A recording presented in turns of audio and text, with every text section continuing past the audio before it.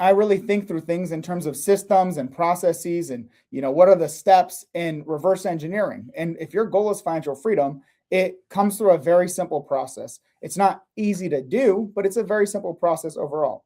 Financial freedom means that you have more money coming in every single month than your expenses. That money that is coming in is not attached to you working for $1 per hour. It is coming in passively through your assets that you've invested in. So basically, you earn money, you save it, you invest in assets, and then those assets spit back, right? They distribute some type of cash flow, returns, whatever, and that is what you live off of, and you never have to work during that period. So it makes work optional. That's kind of a better phrase for it than just full financial freedom, because a lot of you guys are similar to me where you do get a lot of passion and you have a lot of drive in the work that you do, especially if you're helping other people in your journey.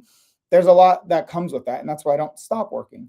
That doesn't change the fact that I never have to work another day in my life because my real estate portfolio produces far more income every single month than my expenses. What I will say is the term passive income is a little disingenuous because there's kind of no real passive income, because at one point or another, you're going to have to put in a lot of upfront work and financial investment to be able to acquire those assets. And then over time, when they're stabilized, right? If I've got to look at 50 deals to be able to buy one that's a great deal, I don't think anyone would inherently say that is passive, right? That took a lot of work for me to do, to analyze 50 deals. And then you buy it. Let's say you're doing co-living like I do, you renovate it, you furnish it, then you get it rented out. Well, that period takes a lot more effort.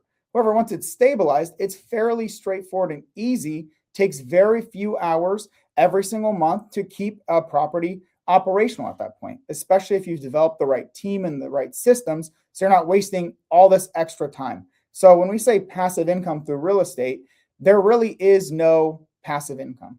The closest one is like capital partners, those who have money, who partner with operators like myself, and we go find the deals, we operate it all. That is the closest thing to passive investing through real estate.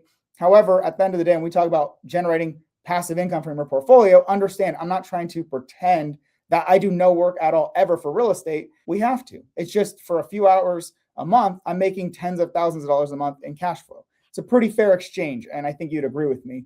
And the majority of the time and effort that goes into every property you buy is at the beginning, right? When you're going to buy a property and then you're stabilizing that asset. So we're going to focus on today, going back to what I was trying to mention, which is the goal is financial freedom. And I assume that's the case for most of you guys. Whether you right now don't even have enough money coming in that you're able to save every month, or you don't want to be as active as I am, right? Like being the one to find the deals and operate them, or you want to do everything that I do to the level that I do it. Either way, if your goal is financial freedom, it comes from owning assets, regardless of where you're starting out. And my whole goal is to help you guys on your journey, whether you have less income, whether you have a lot of income but want to be more passive, or you want to do everything that I do. That's why I've created the Real Estate Freedom Roadmap community for you guys to help you regardless of where you're at in your journey. More importantly than that, every once in a while, I decide to do a webinar, a challenge, some kind of free event to help you guys out in your investing journey. And I'm doing my next 3-day co-living challenge.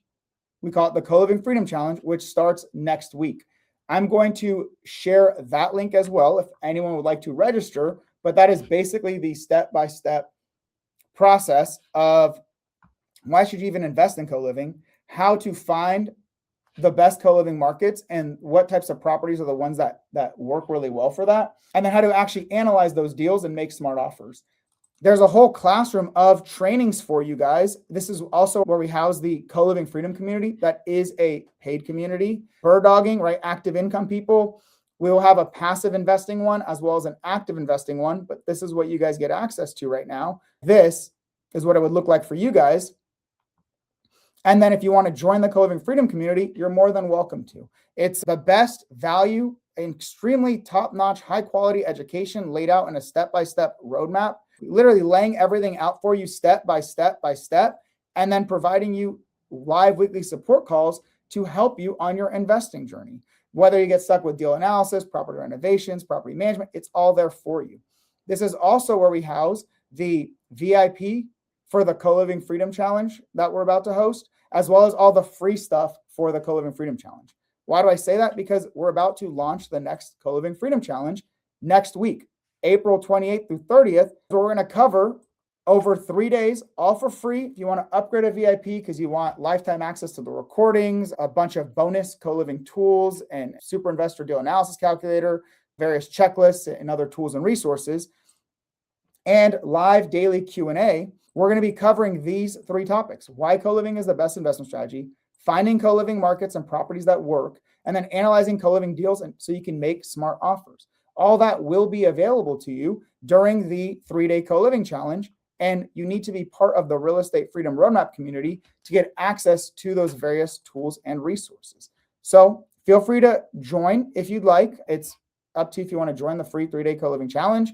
Otherwise, see you at the next one. The problem is I don't do them that often. That's the hardest part. What I'm going to do right now is I'm going to share with you guys for a couple minutes, a couple things about CoLiving, a couple examples of deals and things like that as a precursor for next week.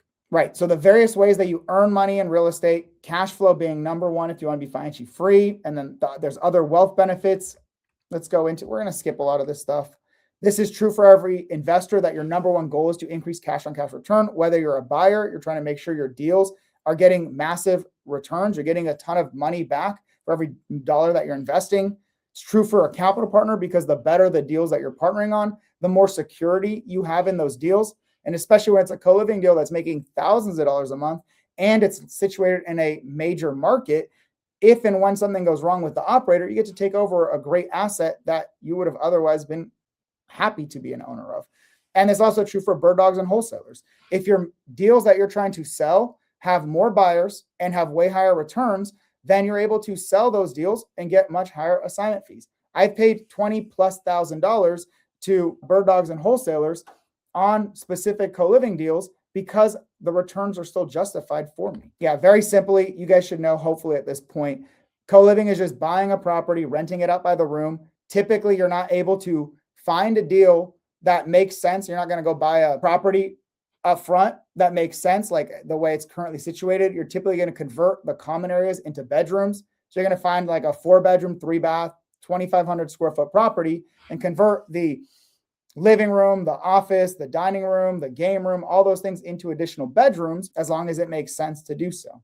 So why invest in CoLiving? Well, way higher income, way lower vacancy, because you have individual tenants that are paying the rent in the house, not either the full house is vacant or it's rented. You're splitting that between a variety of tenants. Way more accessible to start and scale, like I was saying, compared to RV parks and mobile home parks. And you get to provide affordable living for your tenants.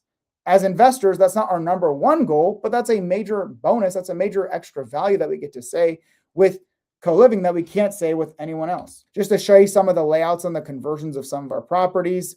Yeah, why CoLiving outperforms other single family homes? Well, because CoLiving both generates much higher cash flow like short-term rentals. However, the income is consistent year round, where some of our short-term rentals are making $10,000+ a month during peak season and then literally making $0 a month during the slower seasons. Well, with CoLiving, it's literally the same thing basically all year long. Compared to midterm and long-term rentals, it's way higher cash flow, and it's also just as consistent of income as a long-term rental would be. Here's an example of a deal. We're going to be going into so many deals next week, so I'll leave that for you guys. We're going to go over a lot of this stuff. So CoLiving, the super strategy, right? CoLiving is the best because it has way higher returns, way higher appreciation, because we're buying better properties in better markets. We're paying down larger debts, so the tenants are paying down our loans at larger amounts, so we're building wealth more faster, more quickly. Because these properties are worth more, there are much larger tax benefits as well. And like I said, we get to help solve the affordable housing crisis. There is way less competition and higher accessibility right now because you're competing with less investors who just don't know about this as much.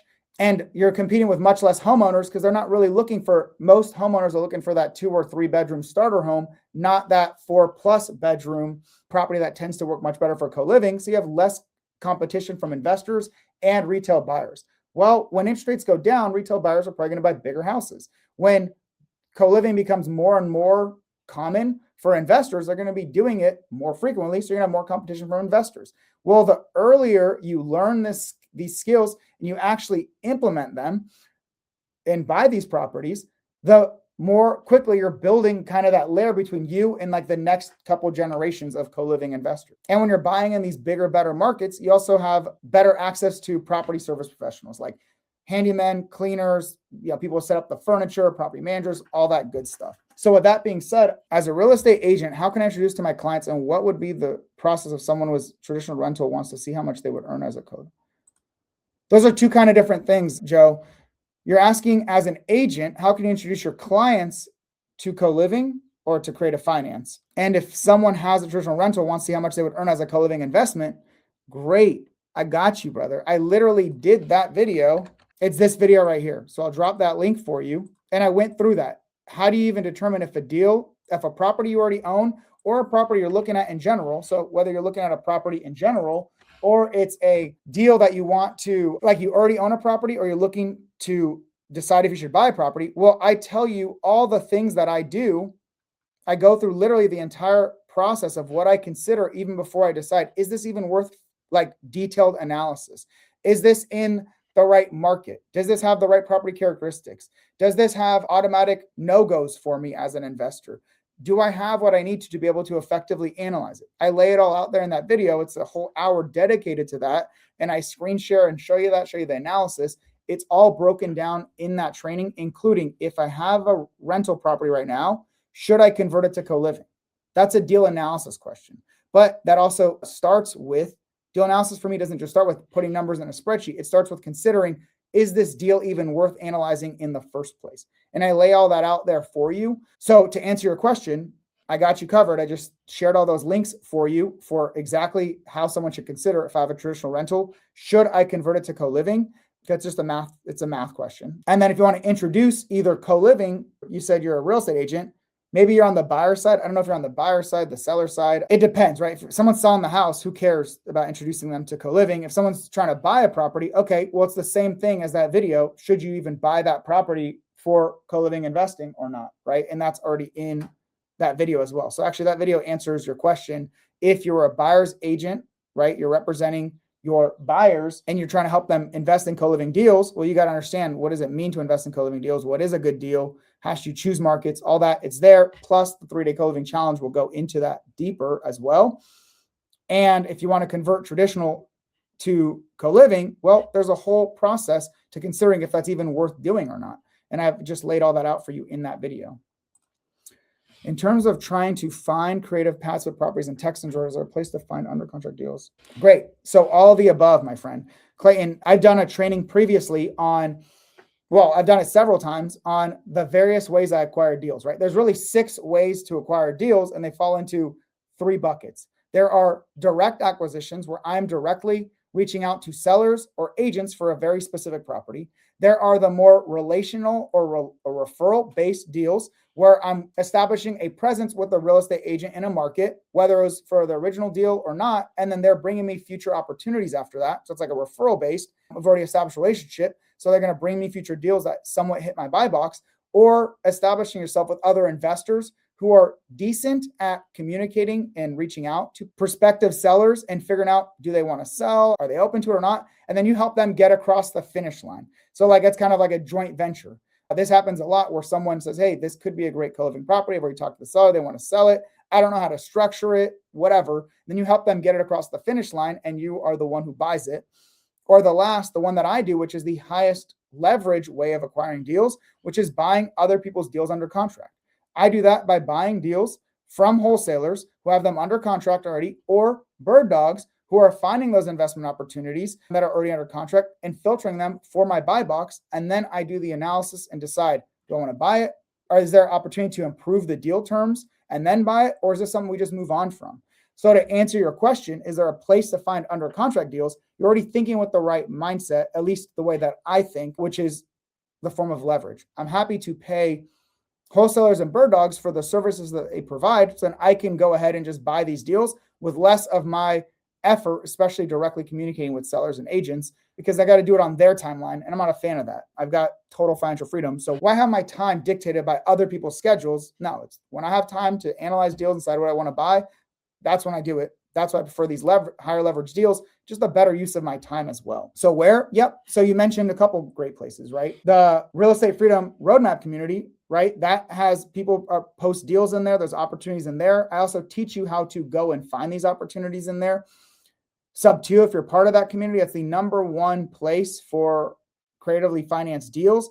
I don't know if I can say co-living or not, but that's definitely one of the number one places for it, whether you're in the paid community that I'm in and I'm a leader in, or you are in the free community, the free creative real estate with Pace Morby community. These are on Facebook. There's tons of Facebook groups for deals in general. There's literally one, I think it's called like Creative Co-Living Deals. So you just look that kind of stuff up, look up co-living, look up creative, and then start establishing relationships with those wholesalers, not just for that one deal that they have, but for like any other opportunities that they might have available coming up, so that they know you're the go-to person for Georgia and Texas deals that are, when you're saying creative pad split, what you mean is bigger properties that have the ability to convert to make more rooms, right? So 4-bed, 3-bath, 2,000 plus square feet, creatively financed only. This is you developing your buy box. And that's a big part of the day 2 training. We're going to be doing that as part of the 3-day co-living challenge. And for my VIP guys, I have my highest level super investor mastermind community. And I give you guys our exact buy box and then exactly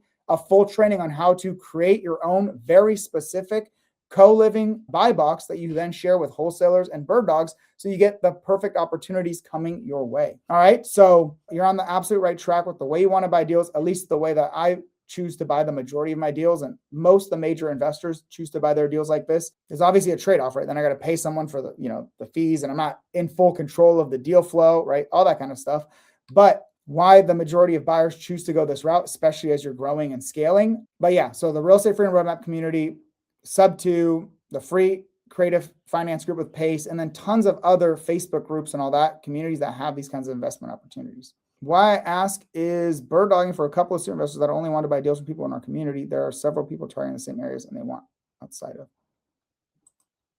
one area labeled primary cities. Oh, you're talking about the creative pad split properties. Is there a place to find? Yeah, I mean, you got to do some research, right? Go look around in all these various Facebook groups. I can go right now and show you the 20 plus that I'm part of and the relationships that I build and the meetups that I go to and the people that I network with and communicate. There's so many ways to do that. And in the Super Investors community, I have a whole cheat sheet of over a dozen or maybe 24 different groups and places to find these opportunities, as well as 20 plus wholesalers that are primarily focused on creative financing. That it just kind of gives you the immediate boost of getting dozens of deals hitting your inbox, ideally weekly, if not daily, of these creative opportunities that can make sense for you. So that's part of my super investors community. I just gave you a ton of the sources as well, or I went through several of them, but it's the same practice nonetheless. Where are people posting these deals? Go find it from that area. Would you recommend to a new bird dog individual to participate in the challenge or wait? I recommend every single person who is even somewhat interested in co-living, whether you already have a co-living deal, whether you are knowledgeable about co-living or this is your first, I recommend that you join the co-living challenge, because no matter where you're at, my goal is to help you take the next step. So if you already know the markets you want to invest in, great. Well, how do you find the perfect investment properties? Like, what do those look like? Or what is the best way to renovate and convert them to maximize your cash flow? Or if you were to buy them creatively versus traditionally, what is the trade-off and what are the benefits financially for doing so? The whole goal is that no matter where you're at in your investing journey, I want you to take one step forward, right? I think people try to go from 0 to 100 when the goal is, whether you're at 0 or 5 or 20, your goal is to just make it to the next step, one step at a time. You build this entire business by going one step at a time. That is the system behind real estate investing. Because at the end of the day, to own cash flowing assets that make you financially free, you need to buy properties, right? You need to buy properties that will generate you cash flow. Well, that means you need to close on properties. To close on properties, you need to conduct due diligence on properties that you've already put under contract. Put properties under contract, you need to make offers on deals that you've analyzed that hit your ideal goals. Well, to decide what deals you should even decide is worth analyzing, you need to filter those deals based on your buy box, the market, the property characteristics, your no-goes, before you even waste time analyzing them. To determine what deals should be filtered out, that's why you have the buy box. And that buy box is dictated by your core investment strategy, which is fundamentally tied together between where you're at right now in your investing journey, what your goals are, and then making sure your investment strategy gets you enough returns, is scalable, is accessible enough that you can actually build the portfolio of properties that you need to be financially free. So you do the same process for every single deal, and then you just keep stacking that over and over and over again to build your portfolio towards financial freedom, right? It's the same process for every deal that you buy. Things change here and there, obviously, but the process is fundamentally the same, right? We just went through it just backwards. So it's imperative that you understand that and then get really good at all those steps and decide, okay, here's my strategy, here's my buy box, here's how I filter, here's how I analyze, here's when I make offers or try to renegotiate. Once under contract, here's the due diligence that I do, here's how I get my rehab quotes, here's the TCs that I use, I close on it, here's how I funded it, here's how I'm going to do the renovations, the furnishings, here's how I'm going to handle property management. If you're raising money or have other business considerations, here's how you handle your business operations. You just do that for every single deal, and you just keep stacking them deal after deal after deal, right? $1,000 a month of cash flow at a time, 1,000, then the next one gets you to 2,000, 5 later, you're at 7,000, whatever. You just keep stacking that to achieve your goals. That's why it's imperative that you understand this process and you understand it for the strategy that you want to do, because co-living does have more steps than just a simple long-term rental that you buy.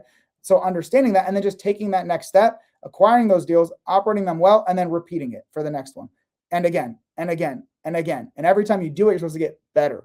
In theory, that's at least how I've done everything. Every time I do it, my goal is always to get better, improve my systems, build better tools, improve those tools, hire and train effectively, everything I can. So this whole process is as scalable as possible for me. So with that being said, no matter what, you should go to that challenge if co-living is part of your goals. If you cannot make the challenge live, which I understand is difficult to coordinate Pacific, Central, Mountain, East Coast time zones for everyone to be able to come. I'm doing it at the lunchtime, right? Noon PST for my West Coast guys. If you cannot make that, well then, okay, maybe consider paying $47 for the VIP upgrade and getting lifetime access to all those trainings and all the bonus tools and resources that are included in there. Or maybe consider joining the Co-Living Freedom community if you're in a position where you want to buy deals and you want to level up and just make this process easier. You're literally just condensing your journey to be way faster and easier than would have been otherwise, so that you're taking on less risks,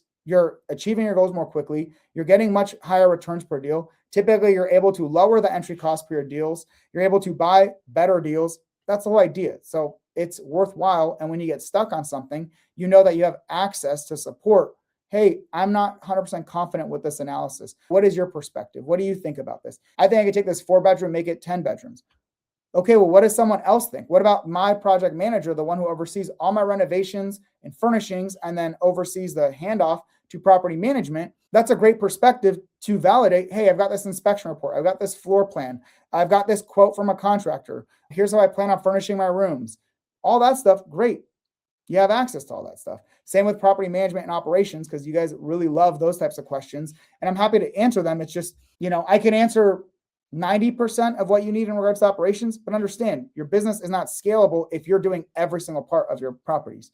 If I'm the one doing all the work to find the deals, analyze the deals, using my own money for those deals, all the due diligence, getting the renovation quotes, overseeing the contractors, overseeing the furnishings, doing the property management, well, that wouldn't make me very scalable as a business owner, which is why I'm very adamant about teaching you guys the right way to do it, because through a lot of my lessons learned, you get to learn how to create the right team, leverage the right resources, how to do all that, and then even get referrals to those resources that you might need if you're operating in one of our core markets. So it's up to you and where you're at in your journey, but at minimum, you should be leveraging the Real Estate Freedom Roadmap community and or the 3-day co-living challenge. The 3-day co-living challenge is better than the full Real Estate Freedom Roadmap community, because if your goal is co-living, because it's literally all about that, laid out step by step with the various tools and resources that are there. And if you want to level up, great, you have opportunities to do that as well. Co-living seems like a management problem. Is it? Parking, tenant turnover, that's the follow-up question. Co-living can be a management problem depending on your systems.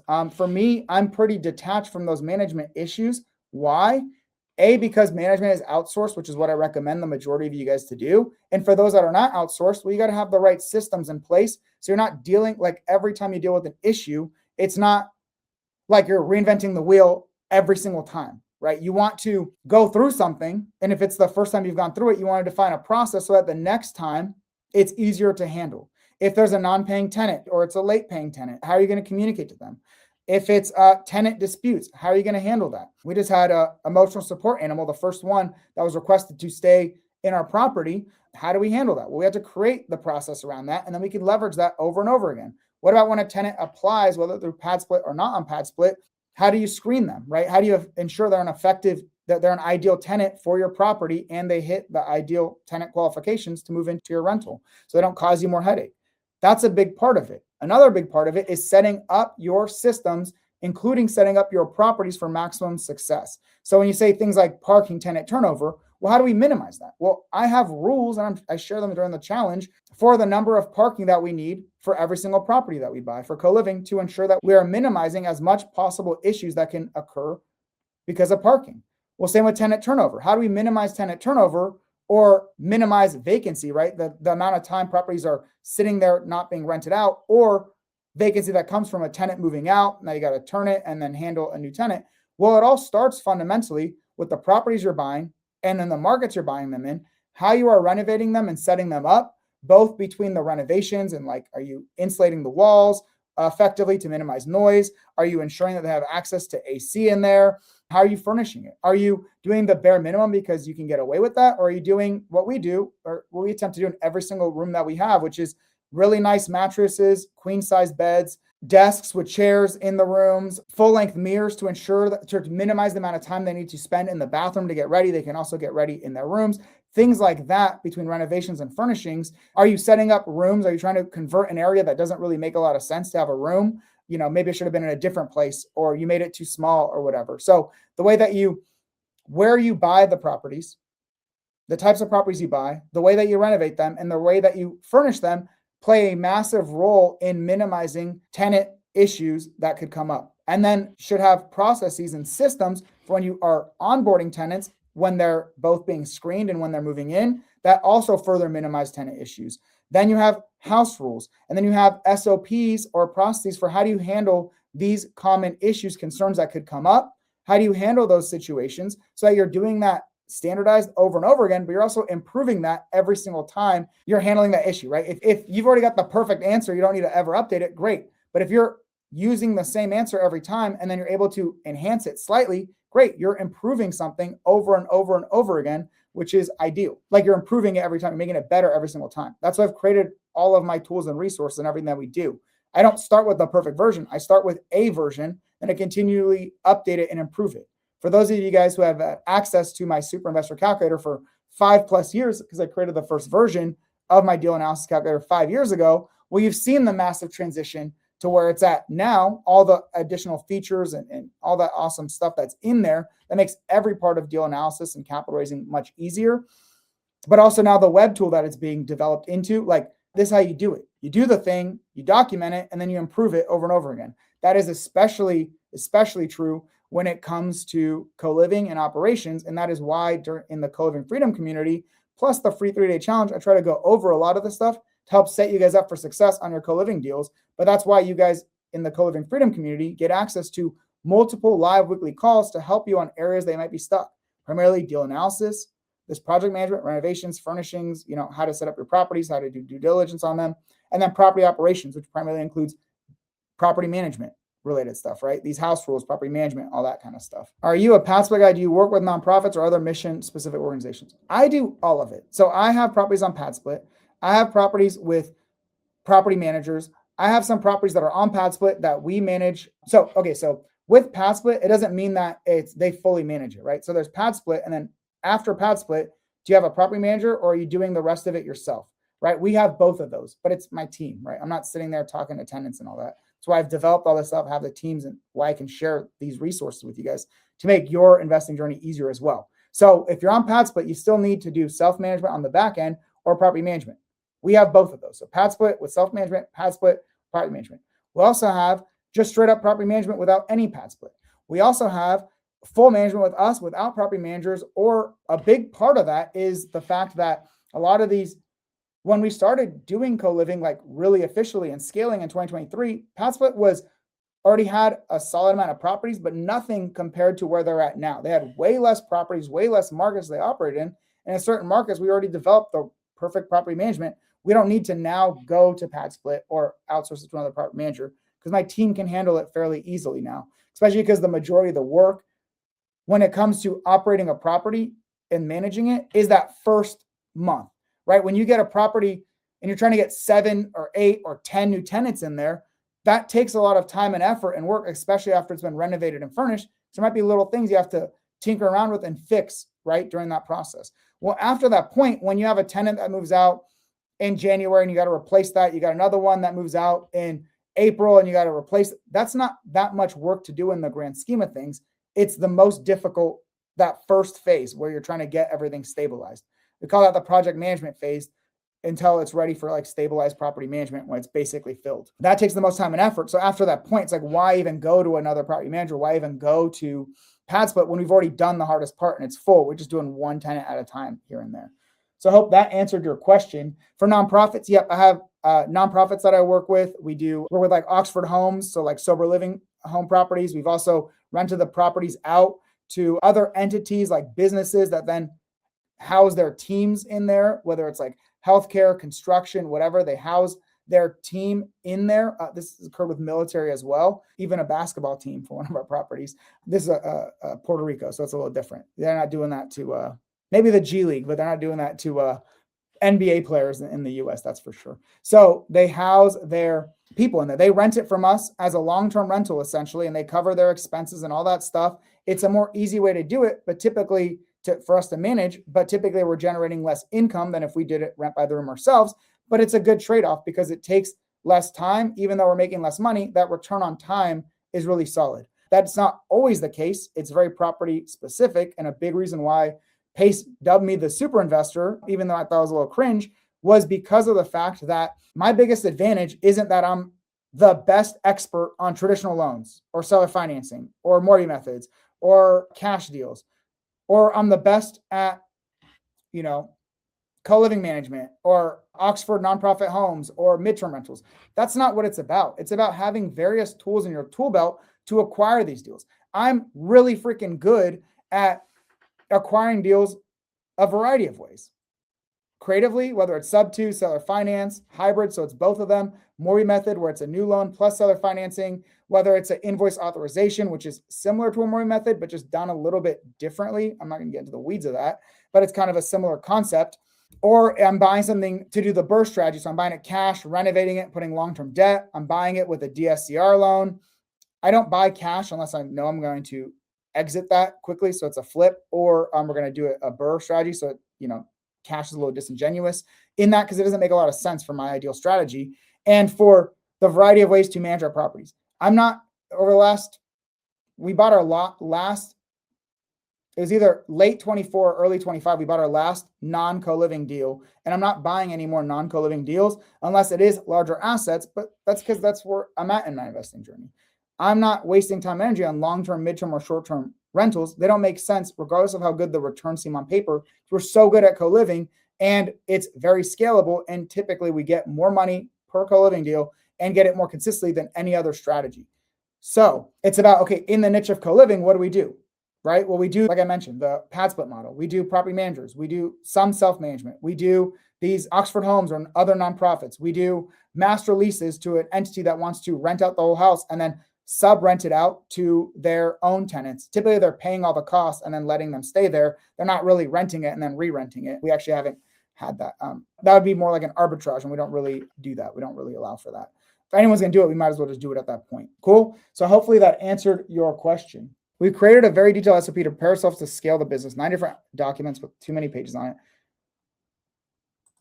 So I'm different than most. As an engineer, I know my biggest weakness is I will, what they say, right?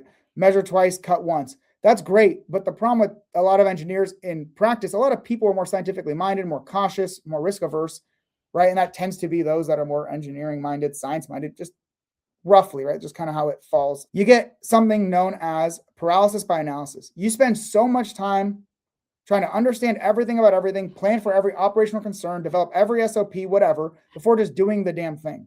So I know that is a big weakness of mine. So I try to not create any processes. I create a very simple outline or framework for what needs to get done. Like I said, for real estate investing, investment strategy, buy box, use that to filter.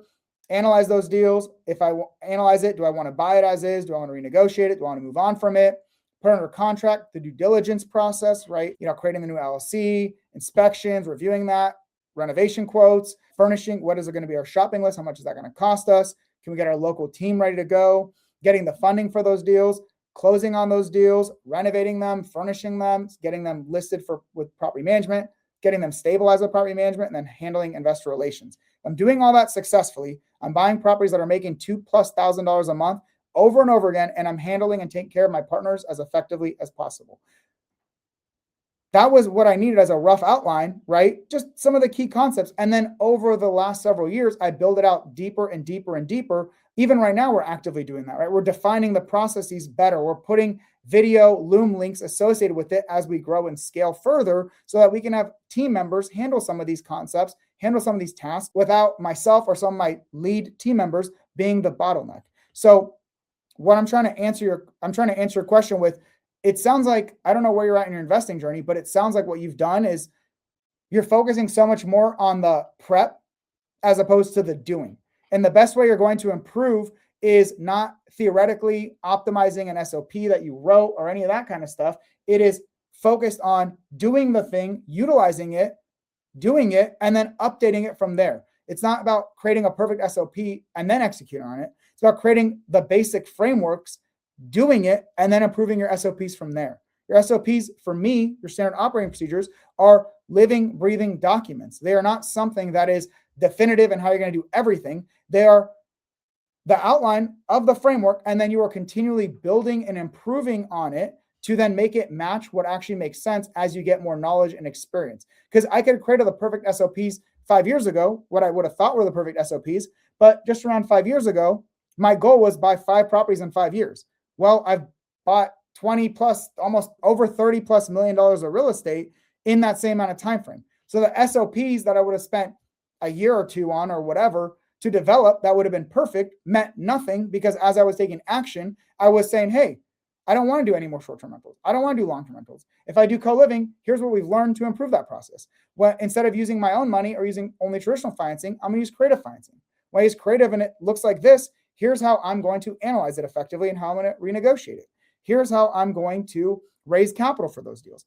Well, the reality of it is there was no perfect way to define all that when I had less knowledge and experience 5 years ago. I gave myself the general framework for buying deals, and I continually focus on optimizing this process. And I've shared a lot of this stuff on YouTube and in the Real Estate Freedom Roadmap community. And I think it's getting touched on during the 3-day challenge as well. If not, I'll put that in there, the property acquisitions blueprint. That is more so what I talk about when I do one of my super investor webinars, but I'm not really trying to grow that thing very much. It's a much more smaller group, mastermind community. We add 1 to 3 people a quarter who are serious investors, whether you already have solid real estate investing experience, even as a wholesaler, flipper, bird dog, we have solid experience, even as a capital partner, or as a real estate investor yourself, whether it's co-living or not, right? Either you have experience or you have at least $100,000 in reserves, so you can just fast track your ability to building a portfolio, gaining that experience.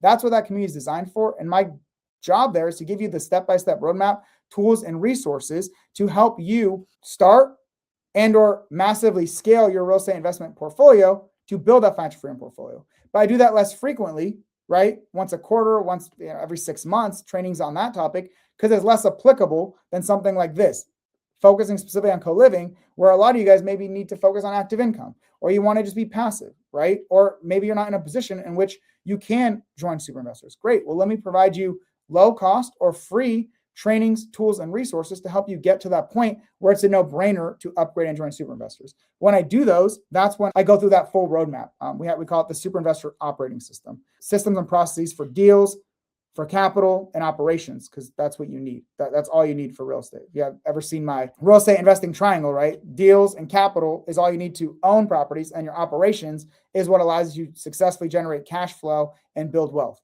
So you need all three to successfully generate cash flow and wealth. You only need deals and money to actually own assets. Operations is what makes you actually financially successful, right? Cash flow and wealth building. Cool. So I don't know if that's where you're at, my friend. However, SOPs, get yourself an outline. I think 9 different outcomes with too many pages on it. I think it's just too much. And the problem with AI now is everyone feels like they're creating shit, but all you're doing is you're creating stuff through AI and you don't even understand it, you don't embody it. An SOP doesn't matter that you have words on a paper. It matters, are you actually going to utilize this thing? Is this actually the process you will follow that you understand? And are you continually updating it? When you have AI, for example, spit out a 20-page SOP and it knows nothing about you, your business, how you operate, and you don't know how to utilize the stuff that it's saying or what gaps that it's missing, great, you have it, but it's not actually benefiting you as much as just getting the rough framework and then executing on that and then developing your own over time instead of trying to develop the perfect thing up front versus long term. I know one of your main resources for your deals are creative deals, so you have less to raise in capital. However, can you take a little bit about how to structure PML deals as far as what returns a PML might be looking?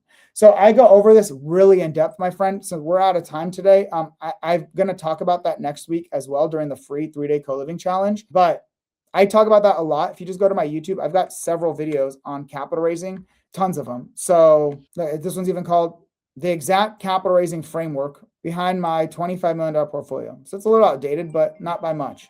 So there you go. It's literally there for you. All right, my friends, I appreciate you guys. I will see hopefully a lot of you guys during the Co-Living Freedom Challenge, right? So you can learn more about it, what we're doing, free 3-day Co-Living Freedom Challenge. We're going to go over why co-living is the best investment strategy and help you develop your financial freedom roadmap and timeline, finding co-living markets and properties that work, and then analyzing co-living deals and making smart offers. I'm also sharing tons of tools and resources I've developed or I use within my business to answer all these questions that you will be utilizing over and over again in your investing journey.